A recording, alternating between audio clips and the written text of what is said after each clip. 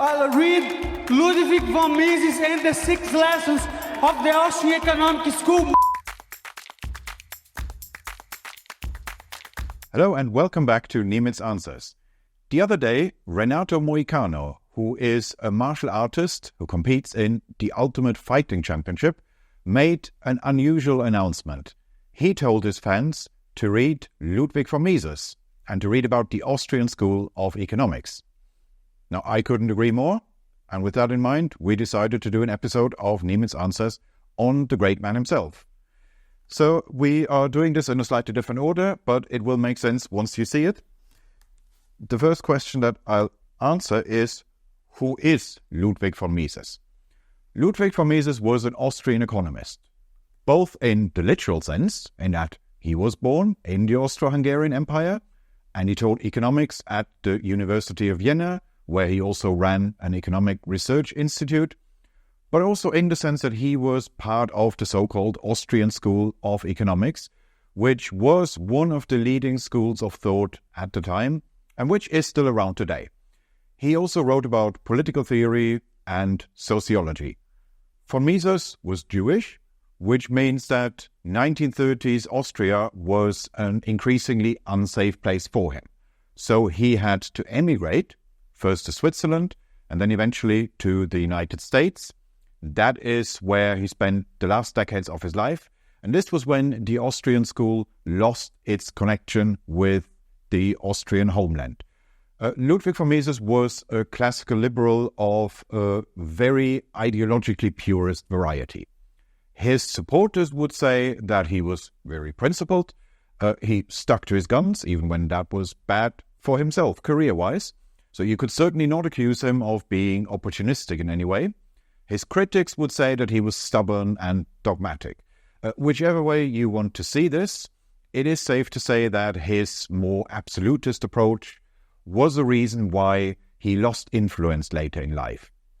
And it is also the reason why he did get a few things wrong.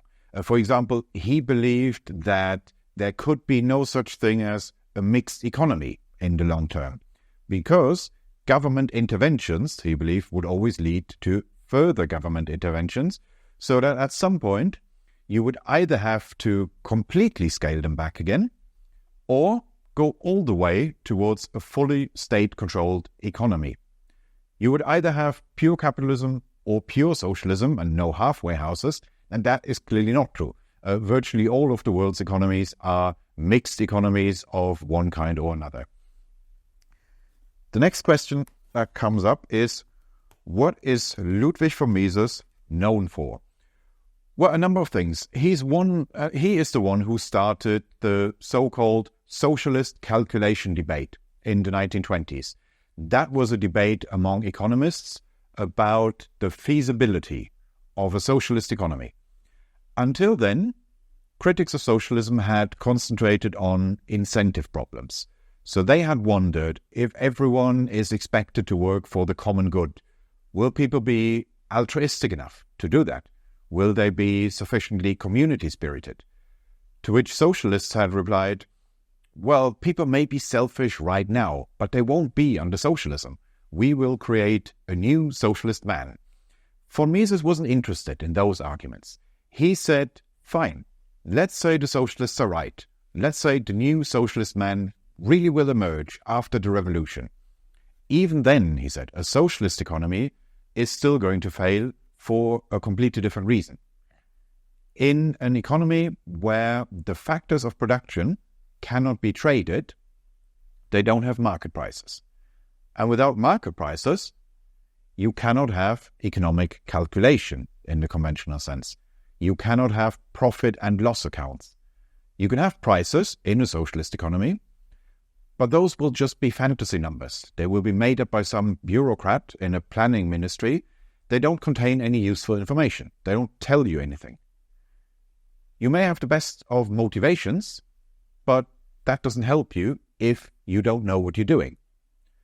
Von Mises is also known for a theory of the business cycle, which he developed with his student, Friedrich von Hayek, who would later win the Nobel Prize in economics for it.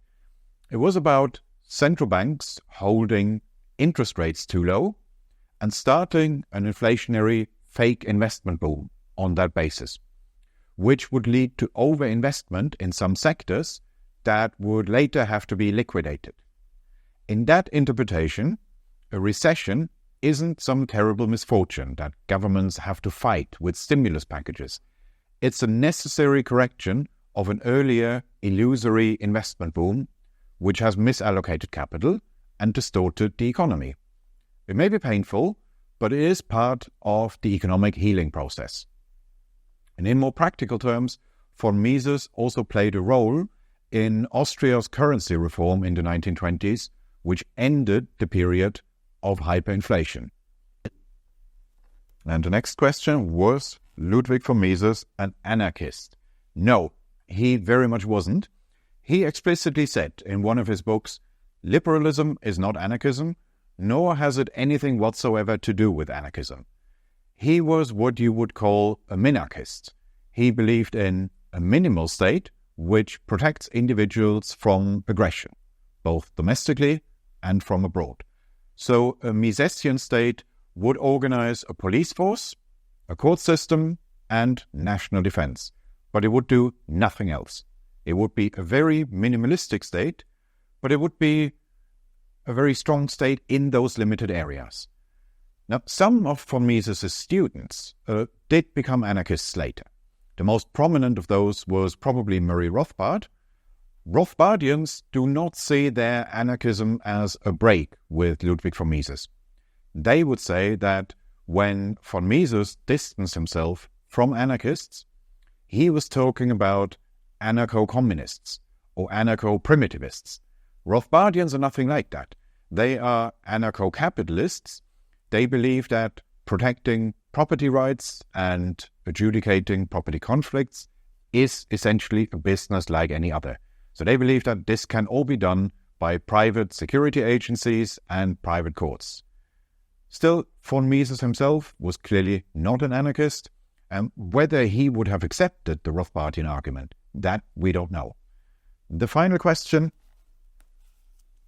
where was Ludwig von Mises born?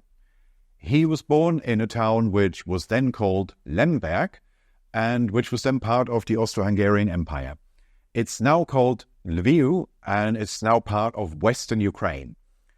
It is quite plausible that his upbringing in the Austro-Hungarian Empire had some influence on his political thinking, at least judging from some of the examples he uses in one of his books, Liberalism, which was published in 1927. Austria-Hungary was a multinational, multi-ethnic state. It was home to about a dozen major ethno-linguistic groups, and these different groups generally got along with each other quite well. But where there were conflicts, this was usually over politics. Politics is often a zero-sum game, where different groups in society try to impose their preferences on other groups. One example that Mises mentions in Liberalism is state education.